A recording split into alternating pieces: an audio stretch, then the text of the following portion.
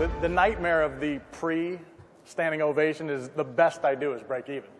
I mean, I appreciate it, but now I break even at best. So, but I truly appreciate it. Rob, I love your brief. I was paying attention as best I could. I felt like I was back in science class where I did not excel. I heard blah blah blah like the teachers or the parents from Charlie Brown, but then I heard killing worms and killing insects, and I've been doing that for 10 years. We're in the same business.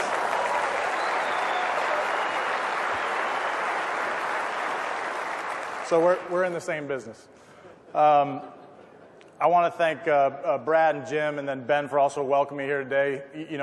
I'm starting to do this more often, and I'm not always welcome that way. Nobody's ever treated me poorly when they've invited me to a spot, but you can tell if it's different. You can tell if it's from a special organization or a culture that welcomes people like family. So I sincerely appreciate it. It's kind of a counter to my flight in yesterday. So you were good enough to fly me in the front of the plane out here on Father's Day.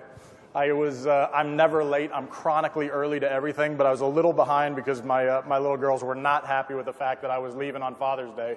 But I get to the plane. First class is already checked in full. I get on the plane. I'm in jeans and a t-shirt and a ball cap.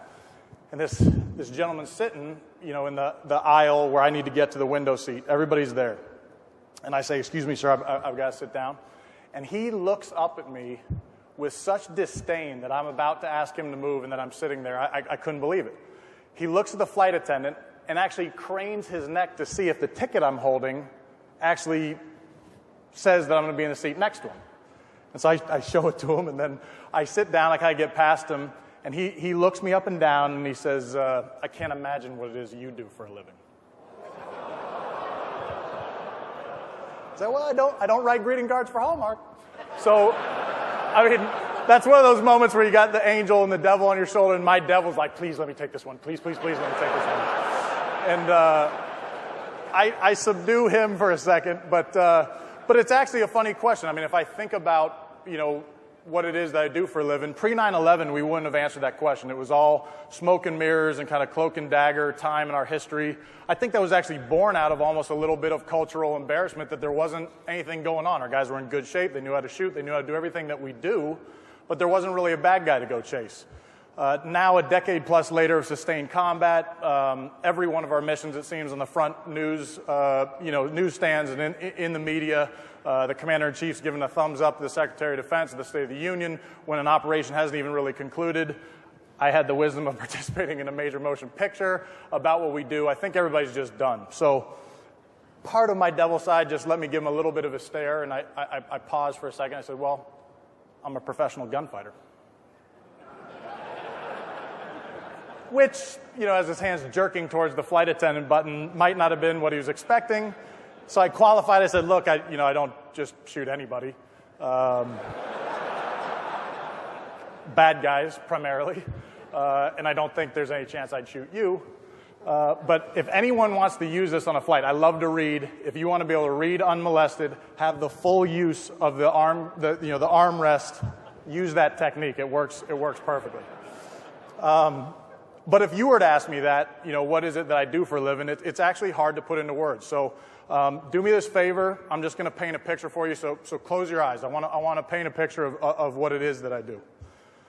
Picture a 4th of July day.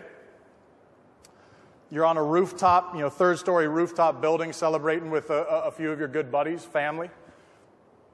You're overlooking, kind of a main thoroughfare of a street. Beautiful river flows behind you on the apartment that you're in. You see everything that a 4th of July would basically offer up. Kids playing in the street, parents and their kids walking around, friends greeting each other, the smell of barbecue in the air. About a mile off down the street, you see a big parade of vehicles coming your way that'll be to you in, maybe 15 minutes.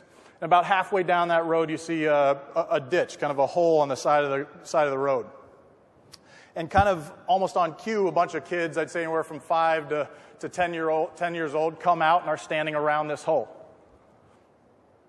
And then picture a man with an AK-47, with that AK-47 pointed at a 14-year-old, walking him out to the hole and giving some instructions.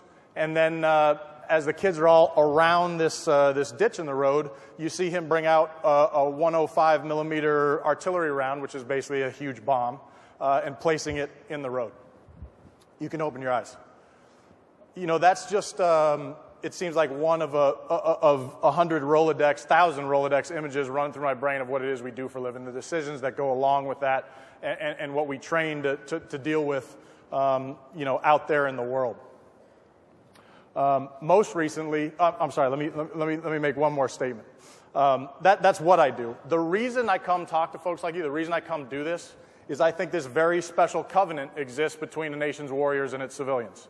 I get to go do that job when that call comes in the middle of the night, and I'm going to, you know, kiss my kids goodbye. I'm hopefully get one more night of sleep with my lovely bride, and then go do the nation's work. And we want that call. I mean, don't think for a second we don't want that call to come. That's what we train and are bred and kind of born to go do. But we do so, and I mean this sincerely, because of you. I know firefighters like my brother are going to be there to take care of my kids if I'm gone. I know police are going to be there if there's some, you know, violence being visited on my family, and take care of them. And in all very serious sincerity, people like you are keeping this American dream, you know, both at home and globally alive. It gives us something to fight for. And please don't forget it. That's why we do what it is that we do.